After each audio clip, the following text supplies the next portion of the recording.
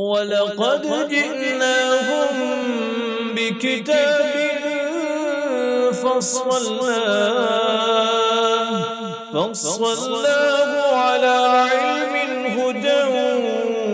وَرَحْمَةً لِقَوْمٍ يُؤْمِنُونَ وصلی اللہ وسلم علی اشرف الانبیاء والمرسلین محمد وعلی آلہ واصحابہ ومن تبعہم بإحسان الی یوم الدین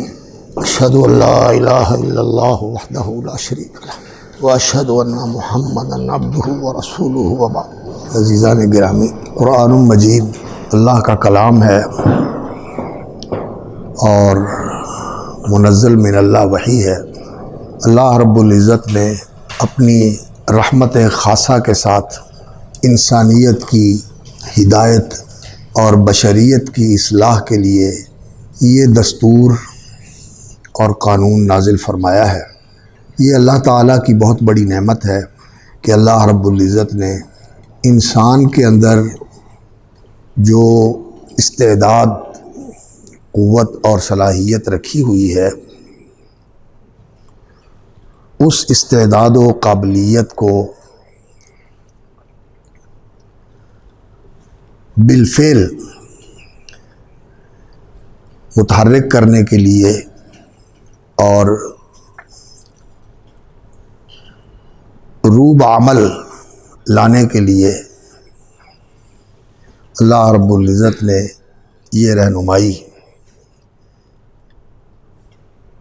یہ ہدایت کاملہ نازل فرمائی ہے۔ ہدی للناس،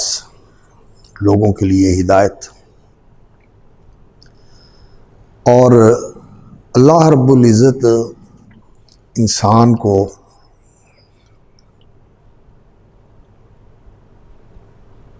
اپنی مخلوقات کے اندر بہت زیادہ اہتمام اور اختصاص کے ساتھ اللہ نے نوازا ہے، اور اللہ رب العزت یہ پسند فرماتے ہیں کہ یہ اس اختصاص اور اس امتیاز کو ملحوظ رکھے، اور یہ جو زندگی اس کو ملی ہوئی ہے، امتحان کا مرحلہ جس میں انسان دنیا کے اندر امتحان دینے کے لیے آیا ہوا ہے، اس امتحان میں یہ کامیاب ثابت ہو اور یہ سرخرو ہو جائے، اور اللہ رب العزت کی رضا اس کو حاصل ہو جائے، اور جو اس کو اللہ تعالیٰ نے قوتیں، قابلیتیں، صلاحیتیں اور اللہ رب العزت نے اس کو استعداد عطا فرمائی ہوئی ہے، اس کو اس طرح استعمال کرے کہ یہ انسان اس دنیا میں بھی اللہ رب العزت کے انعام و احسان کا مستحق بنے، اور اس کے ساتھ سرفراز ہو، اور جو اصل زندگی ہے انسان کی، وہ پچھلے گھر کی زندگی ہے، آخرت کی زندگی ہے، وہ زندگی اس انسان کی اچھی بن جائے، اور انسان جو احسن تقویم کا پیکر ہے، انسان احسن تقویم کا پیکر ہے، اور اسے اس دنیا کے اندر اللہ رب العزت نے جو ہدایت عطا فرمائی ہے قرآن مجید کی شکل میں، یہ ہدایت اگر انسان قبول کر کے اس کے مطابق عمل کرے تو انسان کا عمل جو ہے وہ احسن عمل ہو جاتا ہے۔ یہ احسن تقویم کا پیکر اگر قرآن کی ہدایت کو قبول کر لے تو اس کا عمل جو ہے وہ احسن عمل ہو جاتا ہے، اور جب یہ احسن تقویم کا پیکر احسن عمل کے ساتھ متصف ہوتا ہے تو پھر اللہ رب العزت اس کو احسن جزا کے ساتھ سرفراز فرماتے ہیں۔ اللہ رب العزت کی طرف سے اس کو احسن جزا ملتی ہے، یجزیہم اللہ احسن ما کانوا یعملون۔ اور احسن جزا کا مظہر جو ہے وہ اس دنیا میں بھی ہوتا ہے، برزخ میں بھی ہوتا ہے، حشر میں بھی ہوگا، اور حساب کے بعد جب انسان جنت میں جائے گا تو پھر جنت جو ہے وہ اس کے لیے الحسنی،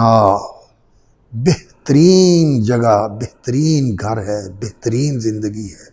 وہ زندگی بھی الحسنی ہے، بہت ہی اچھی، وہ رہنے کی جگہ بھی حسنت مستقرم و مقامہ، ایسے ہی خالدین فیہا حسنت مستقرم و مقامہ۔ قرآن مجید یہ اللہ کا کلام، یہ اللہ رب العزت کی طرف سے نصیحت، یاد دہانی اور موعظت، اور اللہ رب العزت کی طرف سے رہنمائی، یہ انسانیت کے لیے اللہ رب العزت کی بہت بڑی نعمت ہے۔ اور اللہ رب العزت نے چونکہ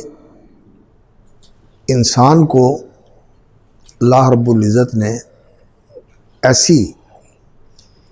قوتیں عطا فرمائی ہوئی ہیں جو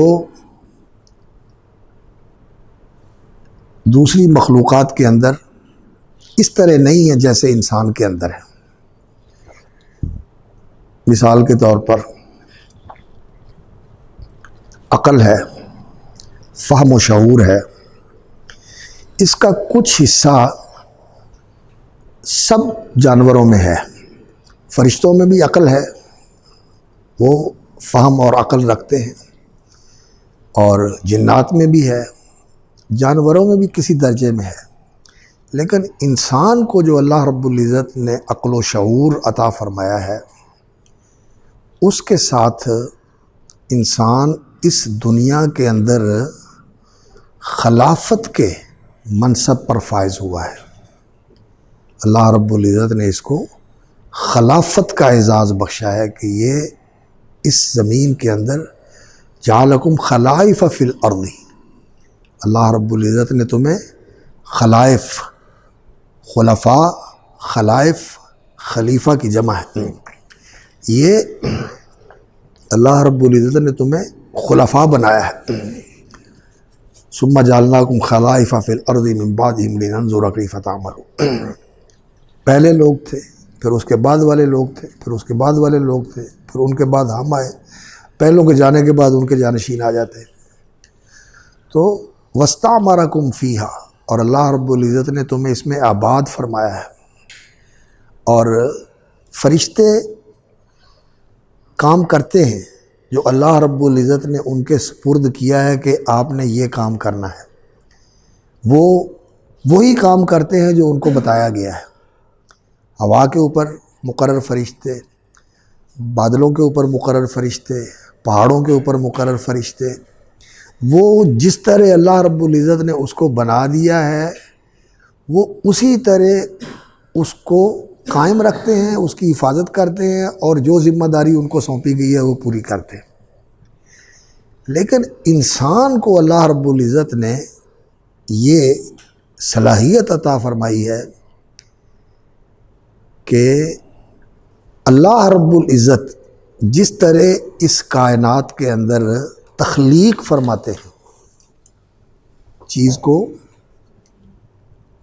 منصوبہ سازی کر کے اور مختلف چیزوں کو جوڑ کر اس کو ایک نئی شکل دے دیتے ہیں، یہ اللہ رب العزت کی صفت ہے۔ اور وہ تو علامہ یشاء قدیر ہے، جو چاہے بنا دے۔ اور وہ جو بنیادی عناصر ہوتے ہیں ان کا بھی پیدا کرنے والا ہے، بنیادی عناصر بھی اللہ رب العزت نے پیدا کی ہے، اور پھر ان کو جوڑ کر نئی شکل میں لے آنا یہ بھی اللہ رب العزت کرتا ہے۔ اور عناصر کے بغیر، بنیادی عناصر کے بغیر کسی چیز کو ویسے ہی پیدا کر دینا اسی شکل میں، اللہ رب العزت اس بات پر بھی قادر ہے، لیکن انسان کو اللہ رب العزت نے اپنی اس صفت تخلیق میں سے کچھ حصہ عطا فرمایا ہے کہ انسان بھی کچھ عناصر کو جوڑ کر ان کو نئی شکل دے لیتا ہے، ان سے نئی چیز بنا لیتا ہے۔ اور مثال کے طور پر پانی ہے، مٹی ہے اور آگ ہے، ان سے جوڑ کر انسان جو ہے وہ نئی چیزیں بنا لیتا ہے جو پہلے نہیں ہوتی۔ اینٹ بنا لیتا ہے، سیمنٹ بنا لیتا ہے، اور پھر اسی طرح ان عناصر کو جوڑ کر نئی نئی شکلیں انسان بناتا ہے۔ تو یہ چیز نہ جنات کے اندر ہے، جنات بھی ایسا نہیں کرتے، فرشتے بھی ایسا نہیں کرتے، اور حیوان بھی ایسا نہیں کرتا۔ وہ بھی بس جو چیز جیسی ہے اس کو اسی طرح استعمال کر لیتا ہے۔ اس کو نئی شکل دینا، یہ اللہ تعالیٰ نے انسان کو خصوصیت عطا فرمائی۔ میری بات سمجھ میں آ گئی؟ اب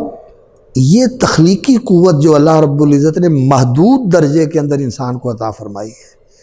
فوراً انسان کے ذہن میں آتی ہے یہ تو اللہ رب العزت کے ساتھ کسی کو برابر کرنے والی بات ہو گئی۔ نہیں، اللہ رب العزت نے جیسے فجعلناہ سمیعا بصیرا، انسان کو سمع و بصر کی قوت عطا فرمائی ہے، اور اللہ بھی وہو السمیع البصیر، سمع و بصر اللہ رب العزت کو بھی کی یہ صفت ہے۔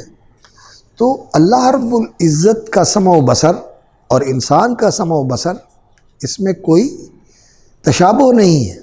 اور اس میں کوئی نسبت نہیں ہے۔ سمع و بصر جو انسان کے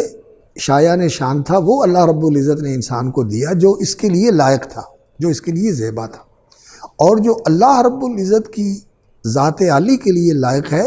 اللہ تعالیٰ اس سمع و بصر کے ساتھ متصف ہے۔ تو تخلیقی قوت جو انسان کو اللہ رب العزت نے عطا فرمائی ہے، یہ انسان کی اس زندگی کے محدود دائرے کے اندر بطور امتحان کے انسان کو یہ دی گئی ہے قوت کہ تو تخلیق کر، تو چیز کو وجود میں لا، عناصر کو جمع کر اور ان کے بنیادی مواد اکٹھے کر اور اس کو نئی شکل دے، اور اس کے لیے منصوبہ بندی کرنے والی عقل عطا فرمائی، اور کام کرنے کے لیے اللہ رب العزت نے ہاتھ عطا فرمائے، اور وسائل اللہ رب العزت نے پیدا کیے، اور اس میں اللہ رب العزت کی طرف سے الہام اور ارشاد موجود ہے۔ کچھ تو اس کائنات کے اندر ایسی چیزیں ہیں جو انسان کی رہنمائی کرتی ہیں، کچھ جانوروں کو ایسی چیزیں ہیں جن سے کو دیکھ کر انسان ان سے رہنمائی لیتا ہے، اور کچھ چیزیں ایسی ہیں کہ جب کسی چیز کے اندر انسان پوری طرح ذہنی طور پر متوجہ ہو کر اسی میں غور کرتا ہے اور اسی میں اپنے آپ کو لگا لیتا ہے، تو اللہ رب العزت ایک وقت میں ایسی رہنمائی کرتے ہیں کہ انسان جو ہے نا وہ کسی منزل تک پہنچ جاتا ہے، انسان کسی منزل تک پہنچ جاتا ہے۔ یہ اللہ تعالیٰ کی طرف سے الہام اور القاء ہوتا ہے۔ یہ اہل علم کو بھی ہوتا ہے، اہل علم کو بھی یہ چیز حاصل ہوتی ہے کہ وہ سوچتے ہیں اور سوچنے کے بعد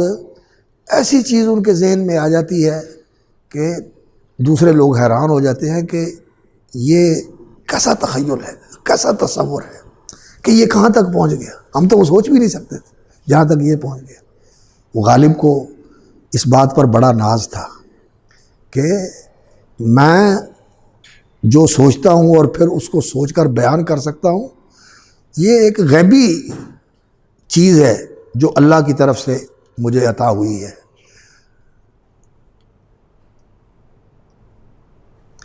آتے ہیں غیب سے مضامی خیال میں، ایک پھول کا مضموں ہو تو 100 رنگ سے باندھو، کہتا ہے آتے ہیں غیب سے مضامی خیال میں، ایک پھول کا مضموں ہو تو 100 رنگ سے باندھو، یعنی غیب سے مضامین میرے خیال اور تصور میں اور میرے تخیل میں آتے ہیں۔ پھول اس پر بات کرنی ہو، پھول، اس کا رنگ، اس کی خوشبو، اس کی ساخت، اس کی نزاکت، اس کی لطافت، اور اس کی جو انسان کے اوپر اثر اندازی ہے، اس کو دیکھ کر جو انسان کے اوپر اثر ہوتا ہے، یہ ساری چیزوں کو بیان کرنا، اگر صرف اسی چیز کا اظہار کرنا ہو تو میں 100 طریقوں سے اس چیز کو بیان کر سکتا ہوں۔ ایک پھول کا مضمون ہو تو 100 رنگ سے بند ہو۔ تو یہ شاعروں کو، علماء کو، سائنٹسٹوں کو، فلسفیوں کو یہ چیزیں ملتی ہیں، اور اسی طرح جو کاریگر ہوتے ہیں، کام کرنے والے، صنعت کار ہوتے ہیں، حرفت پیشہ لوگ ہوتے ہیں، لوہار ہوتے ہیں، سونار ہوتے ہیں، ان کے ذہن میں بھی یہ چیزیں آتی ہیں۔ وہ سوچتے ہیں تو نئی سے نئی چیزیں بناتے ہیں۔ وہ ہمارے ایک بزرگ تھے، تو وہ بڑھئی تھے، نجار تھے، وہ کارپینٹر۔ تو قرآن کا ترجمہ انہوں نے پڑھا ہوا تھا، اور پنجابی میں، اور بہت اچھا ترجمہ ان کو آتا تھا ماشاءاللہ، اور بڑے نیک آدمی تھے۔ اور کہتے تھے کہ اللہ تعالیٰ جو ہے نا انسان کے ذہن میں چیزیں ڈالتا ہے۔ کہنے لگے میں نے نا ایک رحل بنائی، قرآن مجید رکھنے والی رحل نہیں ہوتی، ایسے کر کے جو بنی ہوتی ہے رحل، ایک رحل بنائی۔ تو عام طور پر لوگ جو ہے نا وہ 2 بنا لیتے ہیں، اکٹھی ہوتی ہیں، اکٹھی کرے تو ایک بن جاتی ہے، اور پھیلائے تو 2 بن جاتی ہیں۔ تو کئی لوگ جو ہے نا وہ 3 بھی بنا لیتے ہیں۔ کہتا میں نے 7 بنائی، اکٹھی کرو تو 1 ہو جاتی ہے، اور پھیلاؤ تو 7 ہو جاتی ہے۔ 7 بندے بیٹھ کر اس کے اوپر قرآن پڑھ سکتے ہیں۔ میں نے کہا یہ تو بڑی کمال کی بات ہے، آپ نے اس طرح کر لیا۔ کہتے بس اللہ نے میرے ذہن میں ڈالا تو میں نے وہ 1 سے 2 اور 2 سے 3 اور 3 سے 7۔ اللہ تعالیٰ ان لوگوں کے ذہن میں بھی چیزیں ڈالتا ہے۔ اسی طرح بلڈنگ بنانے والے لوگ، اسی طرح اور ایجادات کرنے والے لوگ، اللہ رب العزت ان کے ذہن میں چیزیں ڈالتا ہے۔ تو یہ جو اللہ رب العزت نے انسان کے اندر تخلیقی صفت رکھی ہوئی ہے، خلق کا معنی ہوتا ہے، کیا معنی ہوتا ہے خلق کا؟ عدم سے وجود میں لانا، اور بھی کوئی معنی ہوتا ہے اس کا؟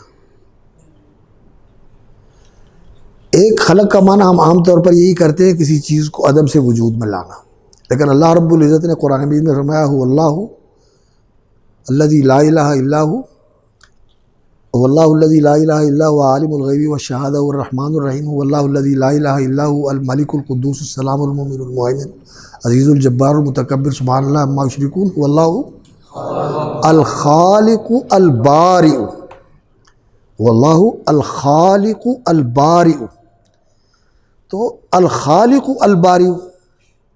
یعنی خالق منصوبہ بندی کرنے والا، اور البارئ جو منصوبہ بنایا اس کو وجود میں لانے والا۔ خلق جو ہے یہ تقدیر ہوتی ہے، الخلق هو التقدیر، کسی چیز کا اندازہ ٹھہرانا کہ یہ چیز ایسے ہوگی، اور پھر جیسے پہلے ڈیزائن نہیں بنایا جاتا عمارت کا، اور پھر اس ڈیزائن کے مطابق عمارت کھڑی کی جاتی ہے۔ تو اللہ رب العزت نے پہلے ایک چیز کا ڈیزائن متعین کیا، تقدیر، اس کو تقدیر کہتے ہیں، اور پھر جو ڈیزائن اللہ رب العزت نے متعین کیا تھا، ہمارا ڈیزائن ہوتا ہے اندازے کے مطابق، لیکن اللہ رب العزت کا جو ڈیزائن ہے وہ قطعی اور فیصلہ کن ہے، اس میں آگا پیچھا نہیں ہوتا، وہ ویسے ہی ہوتا ہے جیسے اس نے بنا دی۔ اور باری کا معنی ہوتا ہے کہ کسی چیز کو عدم سے وجود میں لا کے کھڑا کر دینا۔ بارہ کا معنی یہ ہوتا ہے کہ جو چیز معدوم تھی اس کو وجود میں لا کے کھڑا کر دینا۔ الخالق البارئ اور المصور، پھر اس کی ایسی ترسیم کرنا اور نک سک کے ساتھ اس کو اس طرح تیار کر دینا کہ تصویر، آپ لوگ نے دیکھا ہوگا یہ جو پینٹر ہوتے ہیں یہ تصویر سازی کرتے ہیں نا، تصویر بناتے ہیں، تو کتنی قلمیں ان کے پاس ہوتی ہیں اور کتنی مہارت کے ساتھ وہ اس کی چھوٹی چھوٹی چھوٹی چھوٹی چھوٹی چھوٹی چیزوں کو درست کرتے ہیں۔ اسی طرح یہ جو پینٹنگز ہوتی ہیں پھولوں کی، درختوں کی، سینریز کی، بچے بچیاں اور لوگ بھی جو ہے نا وہ چیزیں بناتے ہیں، تو کس طرح اس کے اوپر محنت کی ہوتی ہے۔ تو تصویر سازی جو ہے اس کو قرآن مجید میں اللہ رب العزت نے تسویہ بھی فرمایا ہے، خلق فسوہ، جس کو پھر ٹھیک ٹھیک بنا دی، نک سک کے ساتھ، بڑی باریکی کے ساتھ، بڑی لطافت کے ساتھ اللہ رب العزت نے اس کی تصویر بنائی۔ الخالق الباری المصور له الاسماء الحسنى، اللہ اکبر۔ اور یہ جو صفت ہے اللہ رب العزت کی، یہاں جو اللہ تعالیٰ کی صفتیں بیان فرمائی ہیں یہ ان کے آخر میں بیان فرمائی ہے۔ واللہ الذی لا الہ الا هو عالم الغیب والشہادہ والرحمن الرحیم، واللہ الذی لا الہ الا هو الملک القدوس السلام المؤمن المہیمن العزیز الجبار المتکبر سبحان اللہ عما یشرکون، واللہ الخالق البارئ المصور له الاسماء الحسنى یسبح له ما فی السماوات والارض وهو العزیز الحکیم۔ تو الخالق البارئ المصور یہ پہلی صفت ہے، کائنات کو وجود بخشنے والا، لیکن اس کو آخر میں ذکر کیا ہے۔ تو یہ ترتیب نزولی ہے۔ واللہ الذی لا الہ الا ہو یہ سب سے اعلیٰ صفت ہے، لا الہ الا ہو یہ سب سے اعلیٰ صفت ہے، یہ سب سے اعلیٰ درجہ ہے۔ واللہ احد الہکم الہ واحد لا الہ الا اللہ، یہ سب سے اعلیٰ صفت ہے۔ واللہ الذی لا الہ الا ہوا العالم الغیب والشہادہ هو الرحمن الرحیم، یہ اعلیٰ ترین صفات ہیں اللہ رب العزت کی۔ اور الخالق الباری المصور، اسی سے اس کائنات کا آغاز ہوتا ہے، اس کو آخر میں ذکر کیا۔ تو یہ ترتیب نزولی ہے، اوپر سے نیچے آئے ہیں، اوپر سے نیچے آئے ہیں، اور کبھی سعودی ہوتی ہے کہ نیچے سے اوپر جاتے ہیں۔ تو الخالق الباری المصور یہ اللہ رب العزت کی صفت ہے، اور اللہ رب العزت نے اس میں سے کچھ حصہ انسان کو بھی عطا فرمایا، اور اس کے لیے اللہ رب العزت نے انسان کو عقل بھی دی ہے، قوت بھی دی ہے، وسائل بھی دیے ہیں، مواد بھی دیے ہیں۔ تو اس زمین کے اندر یہ جو اللہ رب العزت نے خلافت کا منصب انسان کو سونپا ہے، جس سے انسان اس زمین کو آباد کرتا ہے، اور وہ فارسی کا شعر ہے، علامہ اقبال نے جو ہے نا وہ، تو شب آفریدی چراغ آفریدم، تو نے رات بنائی اور میں نے اسے روشن کرنے کے لیے چراغ بنا دیا۔ سفال آفریدی ایاغ آفریدم، تو نے مٹی بنائی میں نے اس کا پیالہ بنا دیا، میں نے اس کا پیالہ بنا دیا۔ بیابان و کوثار و راغ آفریدی، تو نے بیابان جنگل، صحرا، کوثار پہاڑ، راغ اور ایسی جگہ پیدا کی جہاں کوئی آبادی نہیں۔ بیابان و کوثار و راغ فریدی، خیابان و گلزار و باغ فریدم، تو میں نے خیابان، گلشن، گلزار، چمن اور باغات آفریدم، منانم کے اسنگ آئینہ سازم، میں وہ ہوں کہ جو پتھر سے شیشہ بنا دیتا ہے۔ شیشہ کس سے بنتا ہے؟ ریت سے، اور ریت کیا ہے؟ پتھر کے ذرات۔ تو شیشہ جو ہے، پتھر مضبوط چیز ہوتی ہے، لیکن شیشہ کتنا نازک ہوتا ہے اور کتنا جو ہے نا اس کے اندر شفافیت ہوتی ہے۔ تو یہ انسان کو اللہ رب العزت نے یہ صلاحیت عطا فرمائی ہے جو جنوں میں نہیں ہے، اور فرشتے بھی ایسا نہیں کرتے، وہ وہی کرتے ہیں جو ان کو ملا ہوا ہے۔ تو انسان کو جو اللہ رب العزت نے یہ قوت عطا فرمائی ہوئی ہے، یہ ایک امتیازی قوت ہے، یہ ایک امتیازی قوت ہے۔ اور اسی طرح اللہ رب العزت نے انسان کو جذبات عطا فرمائے ہیں، یہ محبت کے جذبات، یہ نفرت کے جذبات، یہ اپنے آپ کو اونچا کرنے کا جذبہ، یا کسی وقت اپنے آپ کو نیچا کرنے کا جذبہ، تواضع کا جذبہ، یہ بھی اللہ تعالیٰ نے انسان کے اندر رکھے ہوئے ہیں، اور اس کے مواقع ہیں۔ اور جو محبت کا جذبہ ہے، یہ جذبہ ایسا ہے کہ خاص طور پر اللہ رب العزت نے انسان کے اندر یہ پیدا فرمایا ہے، اور اللہ تعالیٰ یہ چاہتے ہیں کہ یہ جذبہ انسان کا اللہ کے لیے خالص ہو، انسان کی محبت اللہ کے ساتھ ہو، سب سے زیادہ انسان اللہ رب العزت سے محبت کرے۔ انسان کے اندر یہ صلاحیت ہے کہ وہ محبت کرتا ہے، کمال کی وجہ سے محبت کرتا ہے، جمال کی وجہ سے محبت کرتا ہے، احسان کی وجہ سے محبت کرتا ہے، کسی کی عظمت کی وجہ سے اس سے محبت کرتا ہے۔ تو جلال ہے، کمال ہے، جمال ہے اور احسان ہے، یہ پہلو ہیں جن کی وجہ سے انسان کسی چیز سے محبت کرتا ہے۔ تو لیکن یہ ساری چیزیں جس ذات میں سب سے کامل طور پر موجود ہیں وہ کون ہے؟ اللہ رب العزت۔ ان اللہ جمیل اور لہ المثل الاعلی، اور ما بکم من نعمت فمن اللہ، اور اللہ رب العزت کے احسانات، اللہ اکبر، کہ ہر لمحہ اللہ رب العزت کے احسانات سے انسان فیض یاب ہو رہا ہے۔ تو یہ محبت کا جذبہ بھی انسان کے اندر ہے، اور جانوروں میں بھی یہ محبت کا جذبہ ہوتا ہے، لیکن انسان کے اندر یہ بڑا اعلیٰ درجے کا جذبہ ہے۔ اور انسان، جانور تو اسی سے محبت کرتے ہیں جس سے مانوس ہوتے ہیں، جس کے پاس رہتے ہیں، یا جو ان کو دانہ دن کا دیتا ہے، ان کو پانی پلاتا ہے، یا ان کی سیوا کرتا ہے اور دیکھ بھال کرتا ہے، جانور اس کے ساتھ پیار کرتے ہیں۔ لیکن انسان جو ہے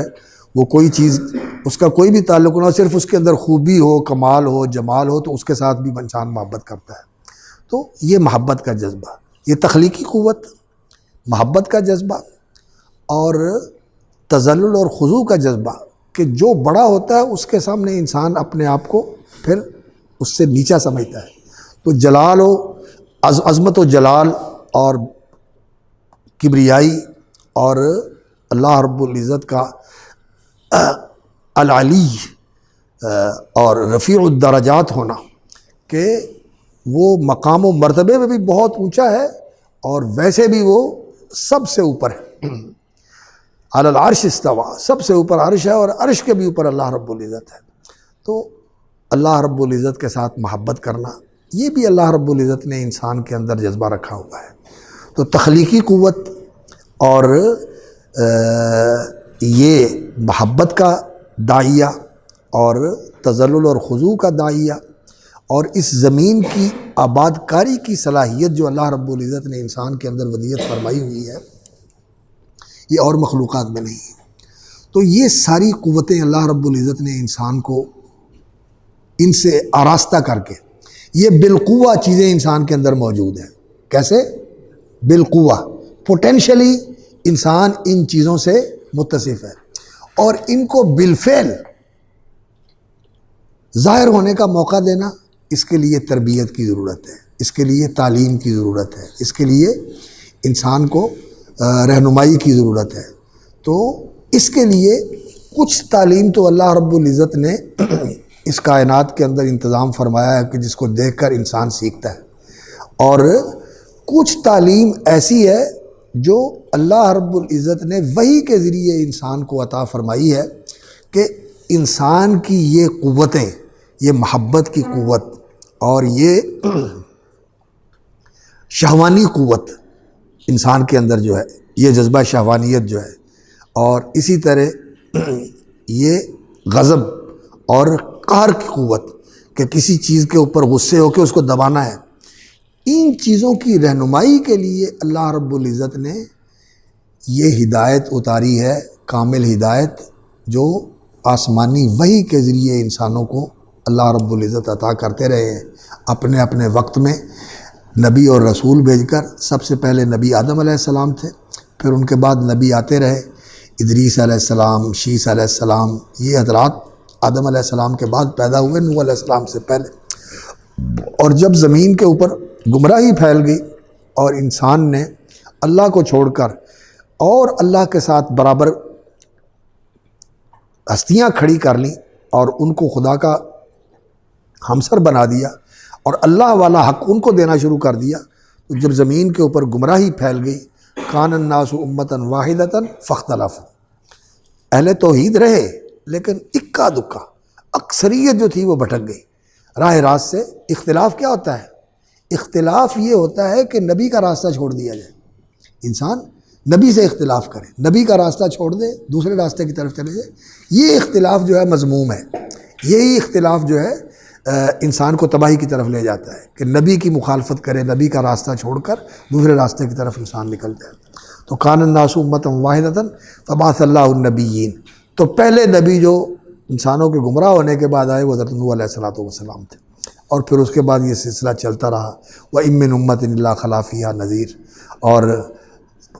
جتنی بھی آبادیاں تھیں اللہ رب العزت نے ان آبادیوں کے اندر نبی اور رسول بھیجے، تو آخر میں اللہ رب العزت نے حضرت محمد الرسول اللہ صلی اللہ علیہ وسلم کو مبعوث فرمایا، اور ان کو جو وحی اللہ رب العزت نے عطا فرمائی، اس وحی کا نام قرآن ہے، اس کا نام کتاب ہے، اس کا نام فرقان ہے، اس کا نام ذکر ہے، وہ تنزیل ہے، وہ اللہ کا کلام ہے، وہ وحی ہے، یہ سارے اس کے نام ہیں۔ تو یہ انسان کی رہنمائی کے لیے ہے۔ قد جاءتکم موعظۃ من ربکم وشفاء لما فی الصدور وہدی ورحمۃ للمؤمنین، یہ اللہ رب العزت نے قرآن مجید کا تعارف بیان فرمایا۔ تو یہ جو اللہ رب العزت کی طرف سے وحی نازل ہوئی ہے، یہ ہدایت آئی ہے انسان کی رہنمائی کے لیے، یہ اللہ رب العزت کا انسانیت کے اوپر بہت بڑا احسان ہے۔ اور یہ اللہ رب العزت نے انسان کو جو قوتیں اور جو استعدادات اور قابلیتیں عطا فرمائی ہوئی ہیں وہ بالقوہ انسان کے اندر موجود ہیں، اور بالفعل ان کو بروئے کار لایا جائے اور ان سے انسان کو رہنمائی دی جائے کہ یہ احسن عمل کا مظاہرہ کرے، یہ احسن عمل کا مظاہرہ کرے، یعنی جس قوت کو بھی استعمال کرے وہ احسن عمل کے مظہر میں ہونا چاہیے، اس رنگ میں ہونا چاہیے کہ اس کو احسن عمل کہا جائے۔ اس کے لیے انسان کی رہنمائی کی ضرورت ہے، اور عقل جو ہے اس سلسلے میں رہنمائی نہیں کر سکتی، عقل اس سلسلے میں مکمل رہنمائی نہیں کر سکتی، اس سلسلے میں جانور انسان کی رہنمائی نہیں کر سکتے۔ ہاں، یہ جو کائنات ہے یہ انسان کی رہنمائی کرتی ہے کہ یہ کائنات اللہ کی فرما بردار ہے۔ کل لہ قانتون، قنوت کا معنی کیا ہوتا ہے؟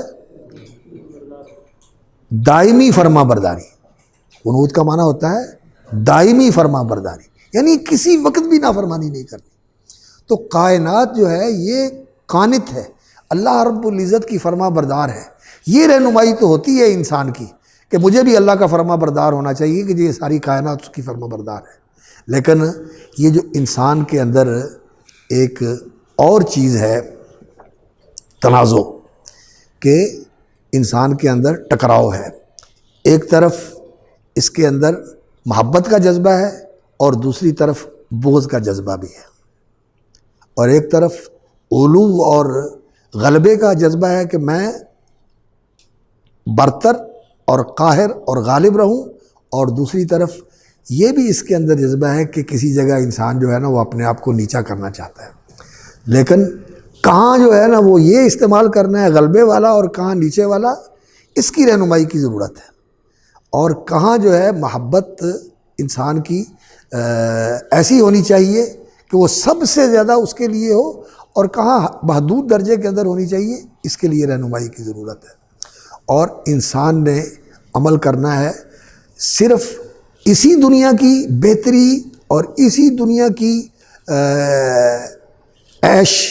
آرام راحت اور سہولیات کو حاصل کرنے کے لیے،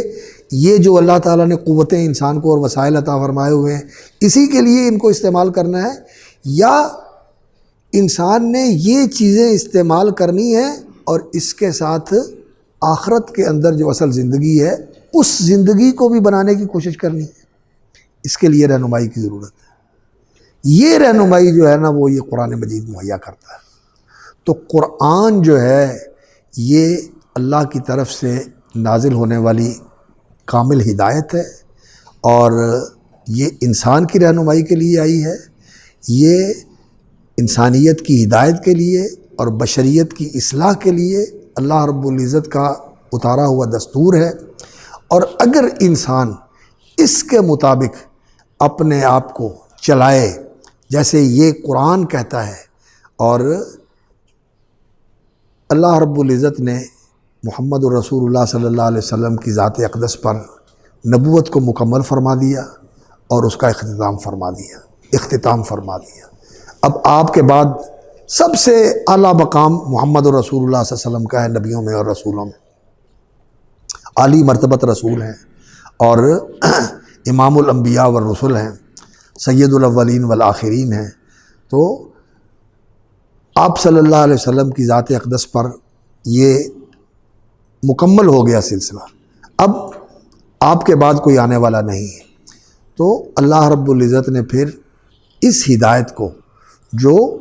اللہ رب العزت نے آسمان سے اتاری تھی، اور یہ ہر زمانے میں نبیوں کے ذریعے اور نبیوں کے حواریوں کے ذریعے اور ان کے ایلچیوں اور رسولوں کے ذریعے لوگوں تک پہنچتی رہی، جن کو نبیوں نے مختلف علاقوں میں بھیجا، جیسے عیسیٰ علیہ الصلوۃ والسلام کے حواری تھے اور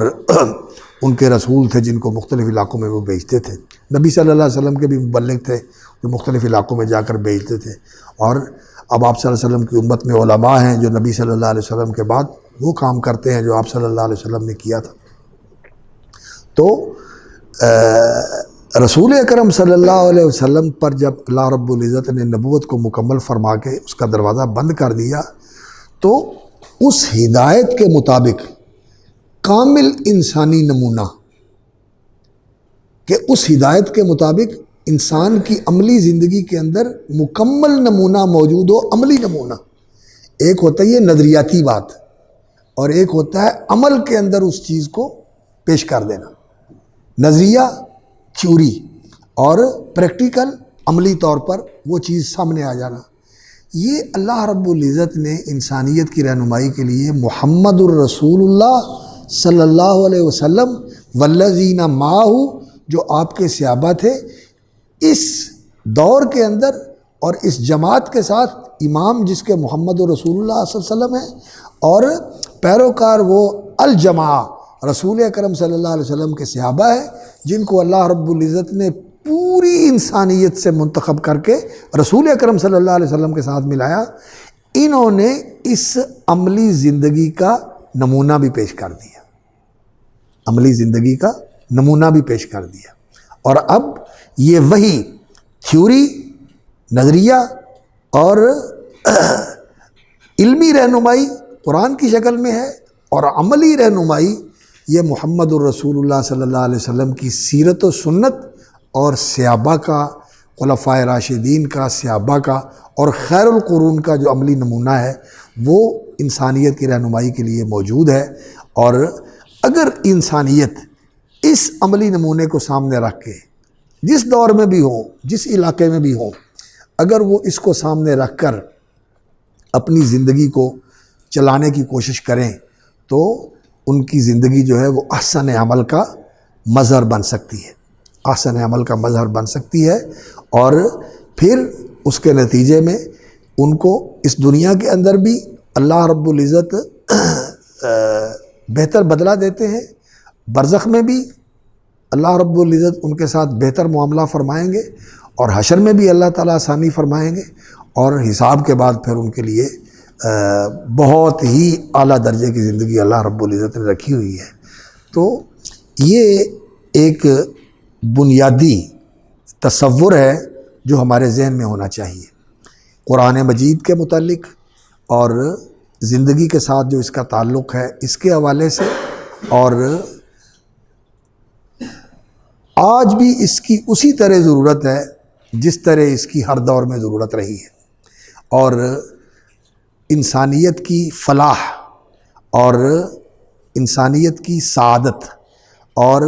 انسانوں کا امن و سکون اور سلامتی اور تحفظ اگر ہے تو وہ صرف اسی راستے کے اندر ہے جو قرآن نے بتایا ہے، اور اسی طریقہ زندگی کے اندر ہے جو رسول اکرم صلی اللہ علیہ وسلم نے اور آپ کے صحابہ نے پیش کیا ہے۔ اسی میں معاشرے کا امن ہے، معاشرے کی سلامتی ہے، معاشرے کا تحفظ ہے، اور اس کو سمجھنا، جاننا کہ یہ تصور اور یہ ادراک اور یہ عام آج کی زبان میں کنسیپٹ، یعنی اس کو اپنے ذہن کے اندر اتار لینا، یہ ہم قرآن پڑھنے والے، دین پڑھنے والے، دین پڑھانے والے، دین پہنچانے والے، ہمارے لوگوں کے ذہن میں بھی یہ چیز واضح ہونی چاہیے۔ اصل بات یہ ہے کہ ہم لوگوں کا بھی یہ تصور جو ہے واضح نہیں ہے۔ کہیں دنیا کی مخالفت ہے کہ یہ کام نہیں کرنے، دنیا کے علم کی مخالفت ہے، اور کہیں دینداری کے اندر اتنا تشدد ہے اور اس قدر یعنی تنگ دلی اور تنگ نظری ہے کہ صرف جو میں کہتا ہوں یہی اور باقی سب غلط ہے، ہر چیز کی نفی۔ یہ جو تصورات ہیں اس نے معاملے کو بہت مشکل اور پیچیدہ بنا دیا ہے۔ ہمیں بھی وسیع ہونے کی ضرورت ہے اور دین کو بھی آسان بنا کر پیش کرنے کی ضرورت ہے، اور اس کی کاملیت اور اس کی جامعیت اور اس کی عملیت اور اس کی مرونت یعنی یہ لچکدار ہے، یہ ایسا نہیں ہے کہ بس ایسے ہی ہے، نہیں، یہ ایسے اسے کر کے راستہ بنا لیتا ہے۔ اس کے اندر مرونت ہے، یعنی ہر معاشرے کے اندر اس کو لیا جا سکتا ہے، بدل کے نہیں، اس کی روح کو قائم رکھتے ہوئے اور اس کی شکل کے اندر جو اللہ رب العزت نے سہولت رکھی ہے اس سہولت سے فائدہ اٹھا کر اس دین کو قابل عمل بنایا جا سکتا ہے۔ تو یہ چیز ہمارے ذہن میں واضح ہونی چاہیے، یہ چیز ہمارے ذہن میں کلیئر ہونی چاہیے، اور پھر ہی وہ قرآنی معاشرہ جو ہے وہ وجود میں آ سکتا ہے، جس کا رنگ جو ہے وہ آج سے 1400 سال پہلے، بلکہ اب تو 1443 جا رہا ہے، ختم ہونے والا ہے، 44 ہو جائے گا۔ تو یہ رنگ جو ہے اس دور میں بھی کھڑا کرنے کی ضرورت ہے، لیکن اس کے لیے عوام کی اور حکمرانوں کی اور معاشرے کے سارے طبقات کی اور بالخصوص اہل علم کی بہت بڑی ذمہ داری ہے کہ ان کا دین کے بارے میں تصور بھی واضح ہو، پوری طرح دین کی حقیقت کو سمجھنے والے ہوں، اس کی روح کو سمجھنے والے ہوں، اور اس کے اندر جہاں اللہ رب العزت نے آسانی رکھی ہوئی ہے اس آسانی کو قبول کرنے والے ہوں، اور جہاں اللہ رب العزت نے قطعیت کے ساتھ یہ کہہ دیا ہے کہ اس کے اندر کوئی لچک اور مداہنت نہیں ہو سکتی، وہاں اسی کو قائم رکھا جائے، اور جہاں مرونت اور اللہ رب العزت نے رخصت والا پہلو رکھا ہوا ہے تو اس کو بھی اختیار کیا جائے۔ تو قرآن مجید کے تعارف کے حوالے سے یہ تو عمومی گفتگو میں نے کی ہے تاکہ آپ کے ذہن میں ذرا یہ پوری طرح جو ہے نا خاکہ آ جائے کہ قرآن مجید کا موضوع کیا ہے، قرآن مجید کا مقصد کیا ہے، قرآن مجید کا تعارف کیا ہے، اور قرآن مجید کو سمجھنے کے لیے کون سی بنیادی چیزیں ہیں جن کا ہمیں ادراک ہونا چاہیے۔ تو آج کا یہ تمہیدی مقدمہ جو ہے گفتگو کا، بس جو میں نے عرض کیا ہے، اگر آپ اس کو اپنے ذہن میں تھوڑا محفوظ رکھیں گے اور اس پر غور و فکر کریں گے تو انشاءاللہ اللہ تعالیٰ آسانی کرے گا۔ اللہ تعالیٰ آگے جو ہے نا انشاءاللہ العزیز اس تمہیدی گفتگو کی وجہ سے اس کی روشنی میں ہم آگے کچھ باتیں کریں گے، تو قرآن فہمی اور قرآن کے مطابق پھر دین کی اقامت، معاشرے کی اصلاح اور دنیا کے اندر قرآنی تبدیلی۔ لوگ انقلاب کا ویسے لفظ بولتے ہیں لیکن انقلاب کا لفظ اچھا نہیں ہوتا۔ قرآن کی تحریک جو ہے وہ اصلاحی تحریک ہے، انقلابی تحریک نہیں ہوتی۔ انقلاب کا معنی کیا ہوتا ہے؟ الٹ دینا۔ تو انقلاب جو ہے نا یہ صحیح لفظ نہیں ہے۔ انقلاب تو ہم اب انقلاب کی حالت میں ہم الٹے ہوئے ہیں، آگے جانے کی بجائے ہم پیچھے جا رہے ہیں، اوپر جانے کی بجائے ہم نیچے جا رہے ہیں۔ تو انقلاب یہ ہوتا ہے، انقلاب صحیح لفظ نہیں ہے۔ صحیح لفظ کیا ہے؟ اصلاح اور احسان اور تقدم اور ارتفاع، انسان کا اللہ کی طرف آگے بڑھنا اور جنت کی طرف اوپر جانا۔ یہ چیزیں جو ہے نا معاشرے کے اندر پیدا کرنا، یہ مسلمانوں کا فرض ہے، امت مسلمہ کا فرض ہے، اور یہ فرض امت کے علماء نے سر انجام دینا ہے، اور حکمرانوں نے اور عوام نے ان کے مددگار بننا ہے قبول کرنے میں اور اس کو نافذ کرنے میں۔ تو اللہ رب العزت ہمیں اس کی توفیق عطا فرمائے۔ اور اس کے لیے اللہ رب العزت ہماری رہنمائی بھی فرمائے اور ہماری دستگیری بھی فرمائے، ہمارا سینہ بھی کھول دے اور ہمیں اللہ تعالیٰ مواقع بھی عطا فرمائے۔